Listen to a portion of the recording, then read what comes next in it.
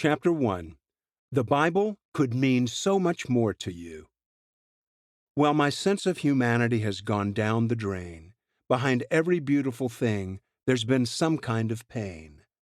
I've been down on the bottom of a world full of lies. I ain't looking for nothing in anyone's eyes. Don't even hear a murmur of a prayer. It's not dark yet, but it's getting there. Bob Dylan, Not Dark Yet. You've been robbed, not by purchasing this book, I hope. You've been robbed on a much deeper level, and the theft took place long before you were born. This theft is directly related to the deepest pains in people's lives, including yours. It's not so much physical pain, though it definitely rises to that level. It's the unease you feel when silence falls around you and the whispers start within you. It's the uncertainty, way down deep, where you struggle to understand what makes you, you. It's that painful, frustrating friction between your desire to belong and your desperation to be left alone, between your desire to be truly known and your paralyzing fear of the very same thing. Sound familiar? The theft didn't cause these tensions.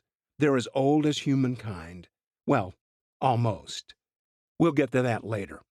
The theft removed our hope of finding any resolution to these troubles. The thieves managed to convince us that these struggles of the soul are all in our heads. They said we're better off not seeking answers to the questions these pains produce because there are no knowable answers to be found. And we believed them. We still do.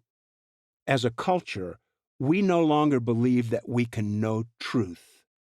Big truth. Meaning of life kind of truth. The kind of truth that might address and even appease our deepest anxieties.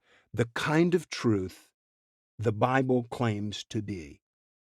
Instead, we've come to believe that we cannot know reality as it actually is, that there is no absolute truth. Or, if absolute truth does exist, we cannot know it with any real confidence. Practically the same thing. But do you notice something a bit off about these beliefs? These claims self-destruct as soon as they're made. The reality is that we cannot know reality as it is. We're absolutely sure that there is no absolute truth. Or the more modest version, we're very confident that any absolute truth out there cannot be known with any real confidence. Each of these statements violates the principle it's meant to express before the sentence stops. Shouldn't we be suspicious of ideas that can't even be stated without imploding? Pointing out these inconsistencies is nothing new. The stunning thing is that we don't care about them. Somehow, as children grow up in this culture, they come to accept such self-destructing statements as, well, absolute truth.